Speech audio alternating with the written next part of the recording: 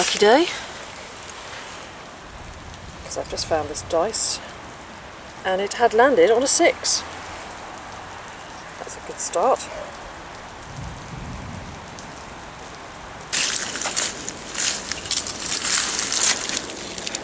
So let's go along here and have a look and see what we can see, if anything.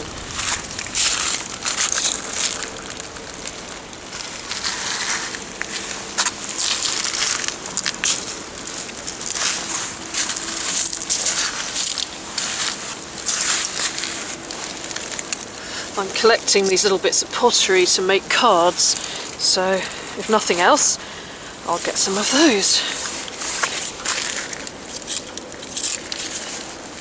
Oh look!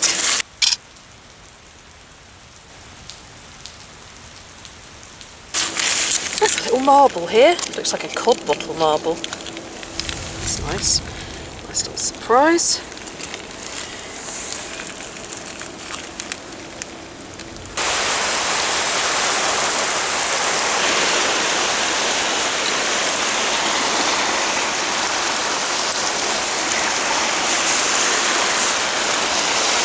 Oh, that's a modern 1p. Ooh, look at this. It's a broken bottle. Not very exciting, I hear you say, but look what it's got in the top of it. It's still got the stopper, which is great. I'll pop that in my bag and open it later on. And just think, I'll be the first person to open it since whoever it was put that stopper back in. At least a good 100 years ago, I'd say. Oh, I wonder if X marks the spot.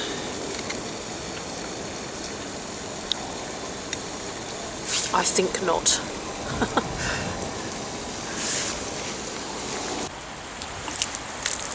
Now I've just seen something really lovely over here, emerging from the mud. Can you see what I'm looking at? Look, it's just here. Isn't that lovely? It's going to be a little doll's face. I just think she's been face down in the mud for so long. Here's the grand reveal. Aww. There she is. Let's give her a little rinse in here. Oh, look at that. Looks like Princess Leia.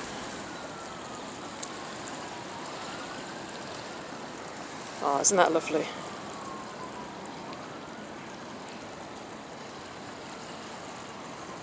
So we find modern toys on the foreshore, but we also find really old ones too. So it's probably Victorian. Ah, the rain's coming down a bit now. But I've just seen this look down here. Looks like a chain of some kind. It's maybe a bracelet. Not terribly old by the looks of it. And down here there's also a bit of pipe stem. Oh, it's not actually. It's a bit of grass. Ooh. Well, I've got the bracelet anyway. Well, so far, it's been a little bit of a mixed bag of things that I found today. And now here is a troll. I know someone called Kate who would be very happy with that.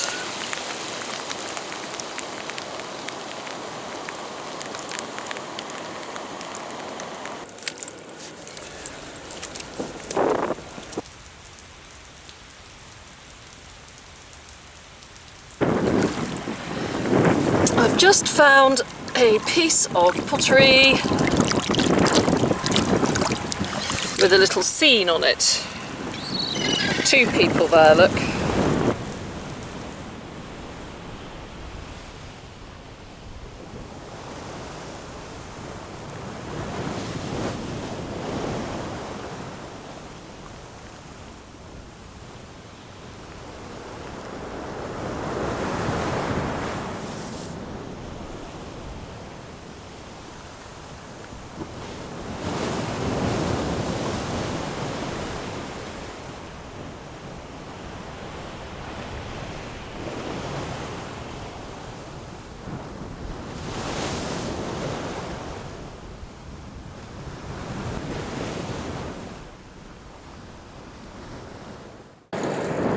bit toasted, that one, isn't it? Here's my little friend. Come for her breakfast. Hello, sweetie. Hello. Oh, that's not a very nice way to greet someone with food. Here it is. Here it is. Hang on a minute. Let me get it out of the bag.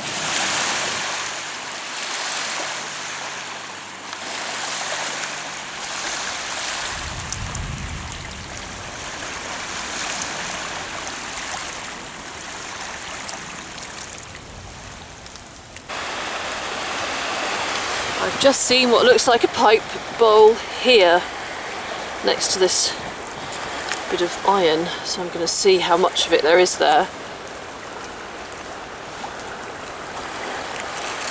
Let's have a look.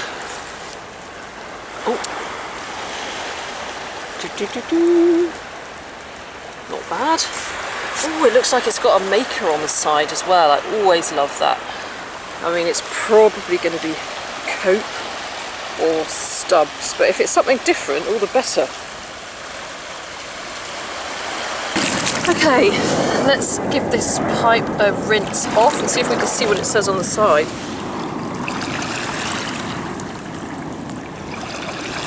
I can't quite make it out. Oh, do you know what? It's a different maker than I usually find. Now that is good news, because I love looking up these pipe makers.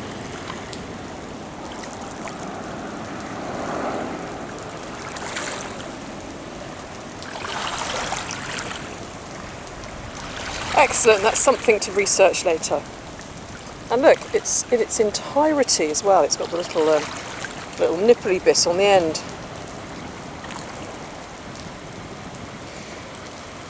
This pipe is from the 1800s, sort of mid-1800s, I believe. Hi there. Hello, missus. Are you coming to see who's made this pipe? No. I don't have any more food for you. Oh dear.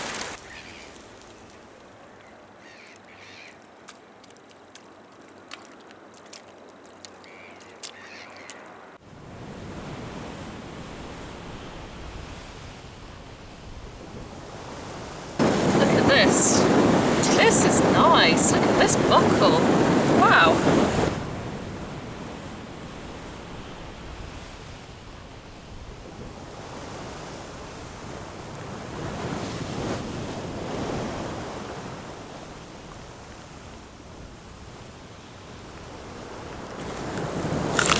I've just seen something down here which is clearly made of pipe clay.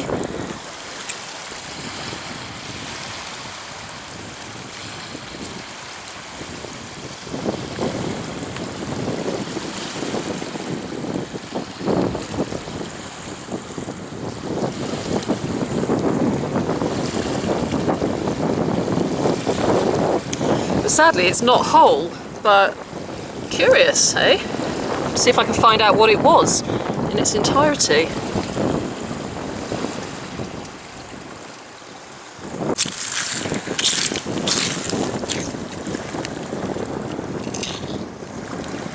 Oh, a button! Another button. Has it got a maker? Not on that side, maybe on that side. Put it in my bag.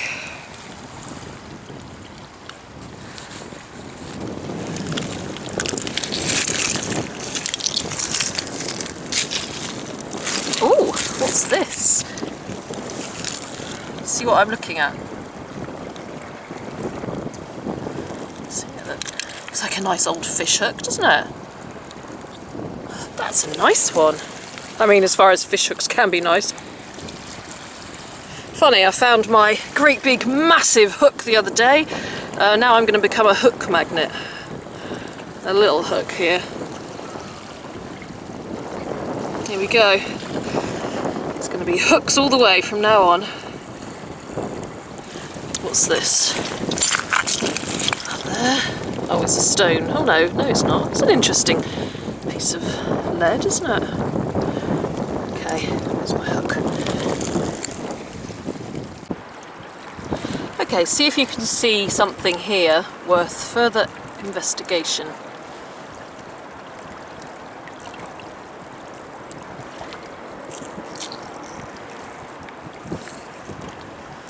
There's probably a few things, but I can see one thing in particular.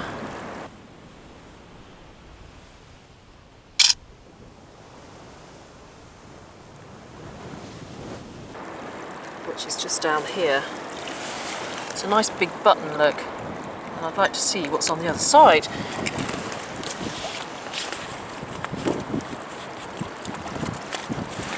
Just put my bag down. Right, let's have a look. I'm going to have a little feel. Oh, I can feel that there's something under there. So we're going to see some kind of marking.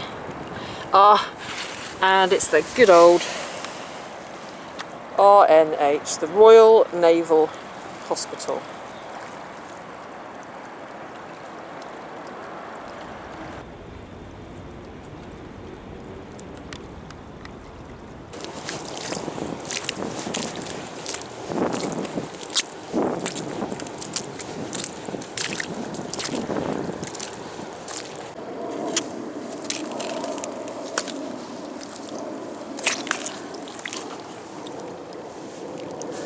My eye is drawn to this because it's round.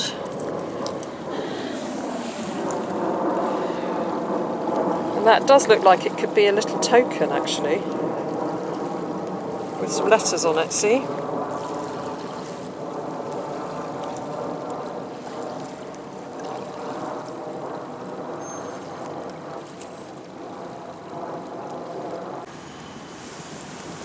Now, I just picked up something here, and it's quite interesting because it looks like a piece of worked bone.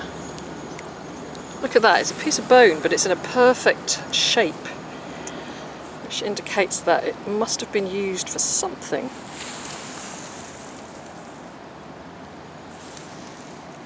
But what? I don't know.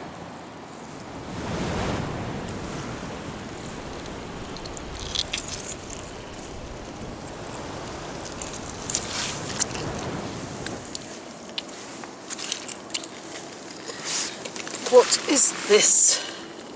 Yes, that's right. It's a coin. It looks quite fried, and it's probably a halfpenny. I'll pop it in my bag, and we'll be able to find out later when I get home.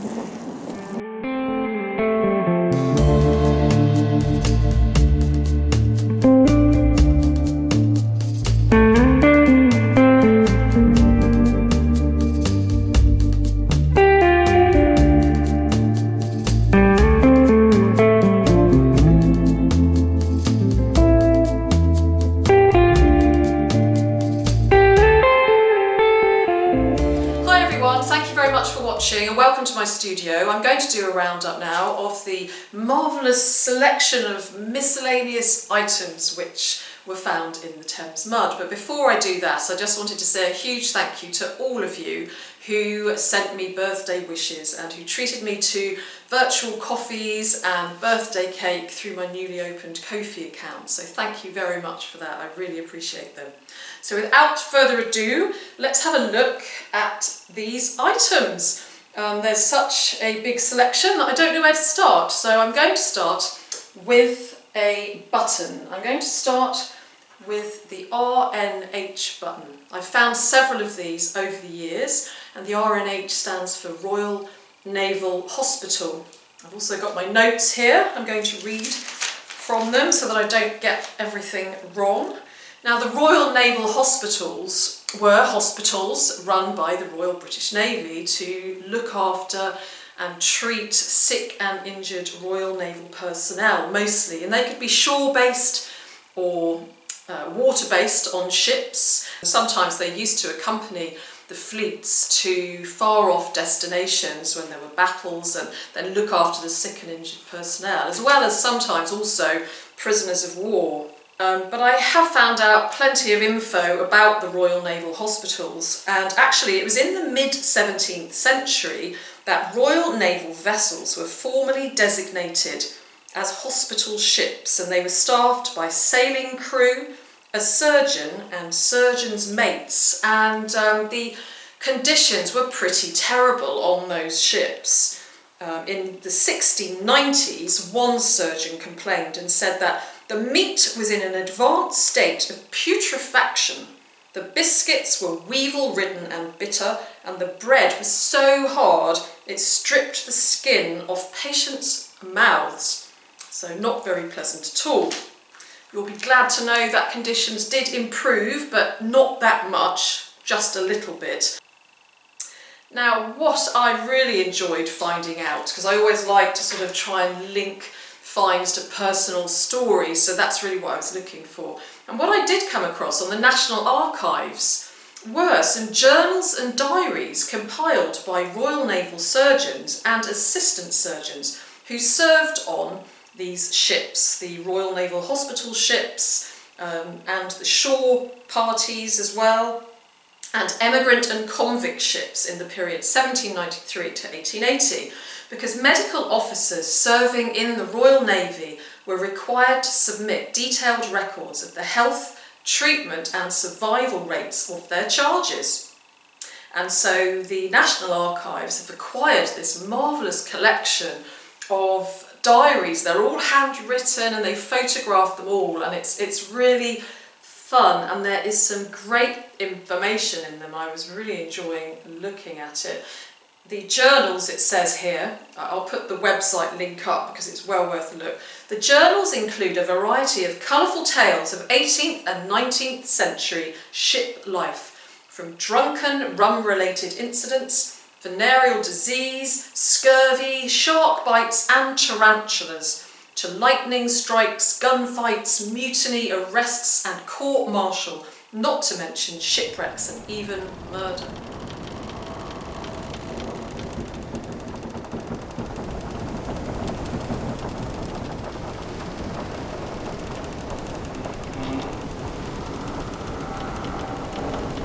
The surgeon recounts the medical benefits of tobacco smoke as he recounts the case of a man who had fallen overboard and had been underwater for 12 minutes.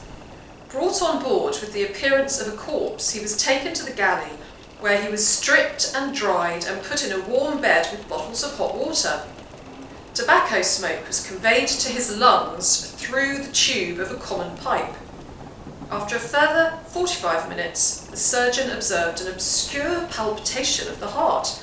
The tobacco smoke was continued, and after a further 10 minutes, he sighed faintly and closed his mouth. Shortly afterwards, a pulse was detected at the wrist and the tobacco smoke was discontinued. The treatment was hailed a success. However, in the next journal, he is discharged to Haslar Hospital with pneumonia. So there are plenty of tales of all sorts of things that used to go on aboard these Royal Naval Hospital ships a few centuries ago. Well worth a read.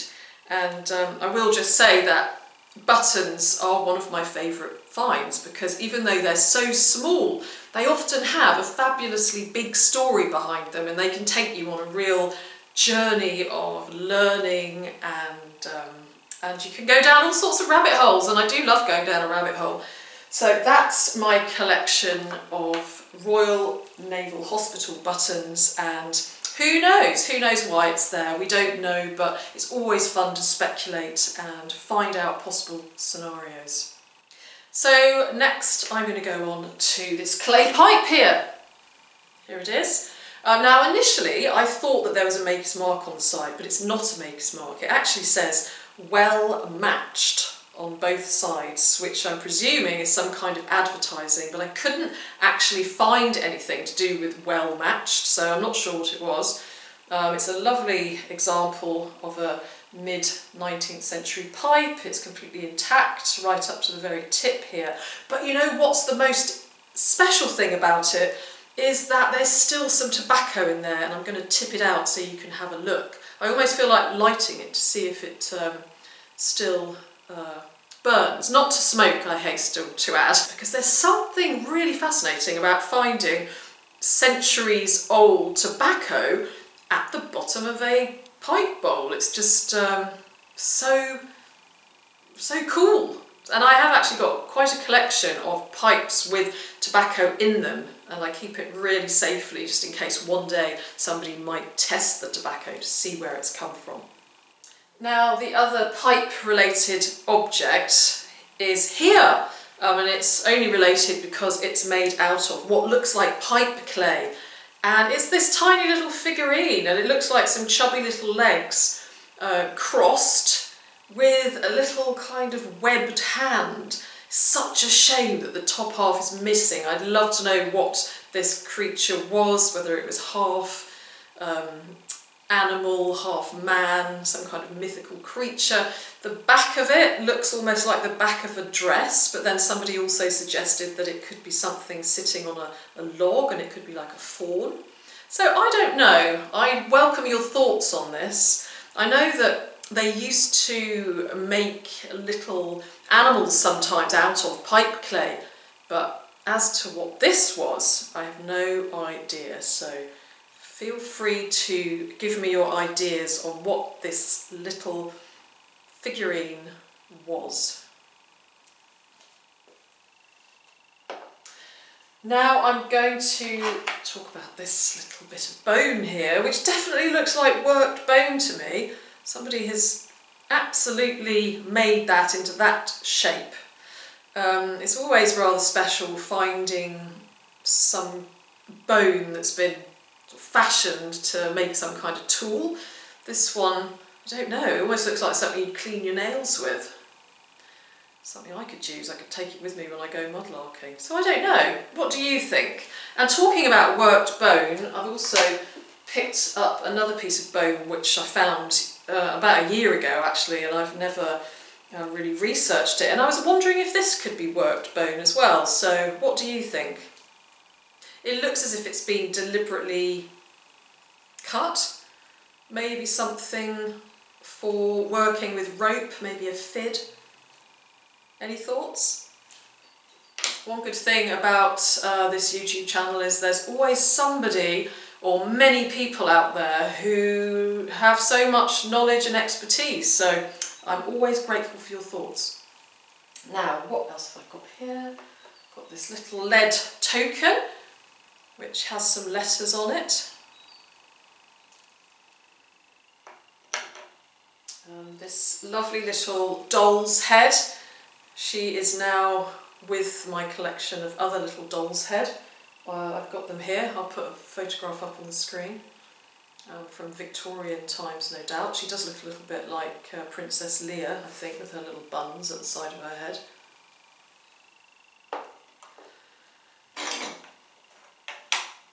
This bracelet which I found, when I got home I just put it in the corner in my little box of finds, and I didn't do anything with it for a while, so now it's sort of fossilised itself.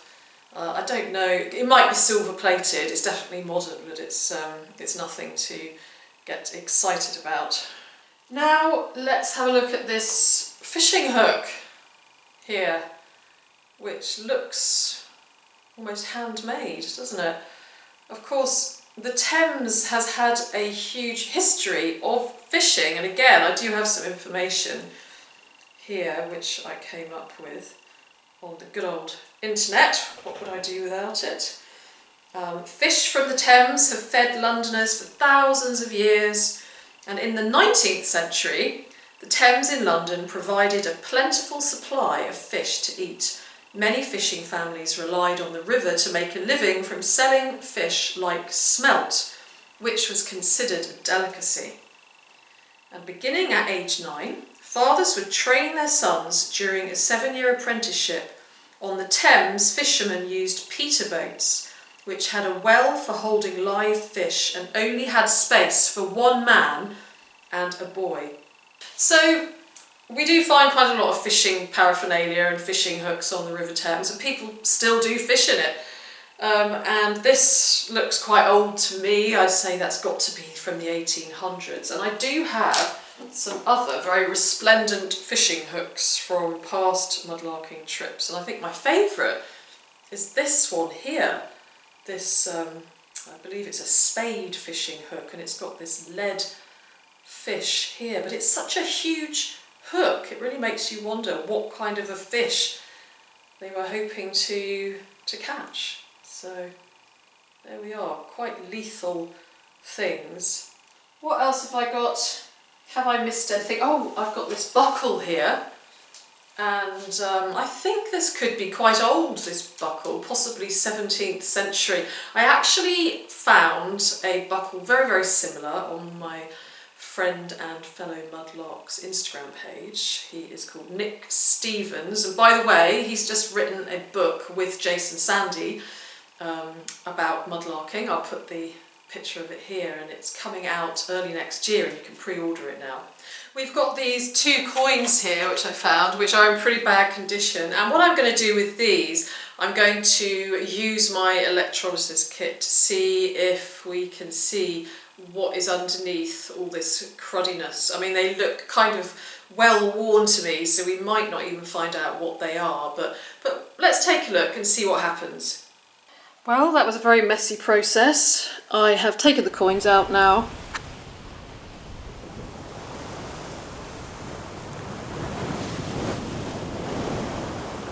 So that's it for the find. So a really mixed selection of objects, some more fascinating than others, and some with intriguing stories behind them, and some very mysterious. So I look forward to all your comments and ideas on them. And also, before I go, I wanted to tell you that today I'm wearing a really fabulous pair of earrings made by the amazing Wendy Meister, whose jewellery I absolutely love, because she makes mudlarking inspired jewellery, clay pipes and padlocks like these earrings. Now these earrings are tiny little handmade padlock earrings, and I know Cy Fines has got a padlock necklace, but these earrings, it's the first day I've worn them, and they're really gorgeous. And if you are looking for inspiration for a Christmas present for anyone, you might like to go over to Wendy's Folksy site and have a look at some of her really lovely jewellery, clay pipes, foreshore rings, all sorts of things related to the River Thames and inspired by mudlarking finds. It's really worth a look. And I think that is it. So all that remains is for me to say that I hope you have a really good week ahead, and I look forward to seeing you again very soon. Take care, everyone. Bye-bye.